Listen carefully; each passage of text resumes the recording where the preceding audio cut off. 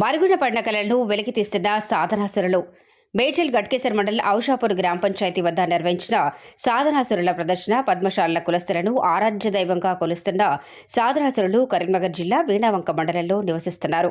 ప్రతి 5 సంవత్సరాలకు ఒకసారి గ్రామాల్లో నివసిస్తున్న పద్మశాలల గృహాలకు వెళ్లి వారి దగ్గర తమకు జీవనోపాధి కొరకు వారి కుటుంబాలను పోషించుకోవడానికి కొంత డబ్బులు, బట్టలు తీసుకుంటామని అన్నారు.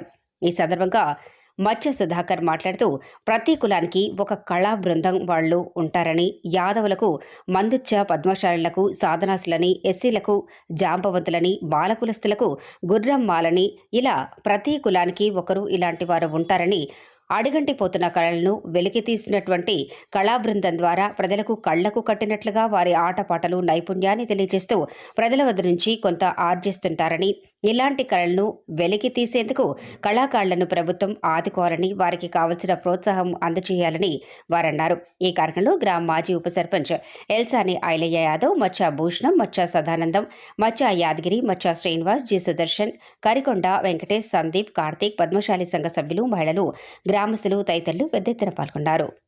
ఈరోజు మా యొక్క ఔషాపూర్ గ్రామంలో సాధనాసూరులని వచ్చి ఇక్కడ కళా ప్రదర్శించడం జరిగినది. ఈ సాధనాసూరులు కాకుండా ప్రతి ఒక్క బీసీలకు, యాదవులకేమో మందెచ్చోళ్ళు ఉంటారు, పద్మశాలికేమో సాధనాసూరులు అని వస్తారు, ఎస్సీలకేమో జాంబవంతులు అని వస్తారు. ఇట్లా ఎంతోమంది కళాకారులు చాలా కనుమరుగైపోయినాయి. ఇప్పుడు చాలా సంవత్సరాల క్రితం చూసినాం, మేము ఇప్పుడు చూస్తున్నాము. కావున ఈ కళాకారులని గుర్తించి వాళ్ళకు కూడా గవర్నమెంట్ నుంచి ప్రభుత్వము ఎంతో కొంత ప్రోత్సాహం ఉండాలని కోరుకుంటూ నేను ఈ ఔషాపూర్ గ్రామ మాజీ ఉప సర్పంచ్గా తెలియజేపరుస్తున్నాను.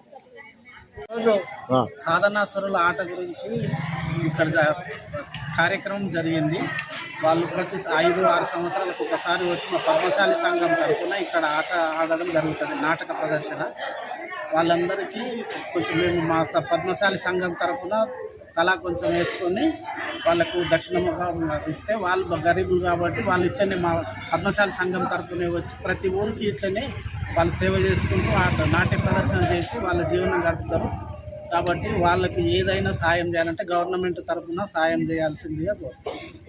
మీకు ఈ వార్త నచ్చినట్లయితే ప్లీజ్ లైక్ చేయండి, షేర్ చేయండి, సబ్స్క్రైబ్ చేయండి, గంట కొట్టడం మాత్రం మర్చిపోకండి.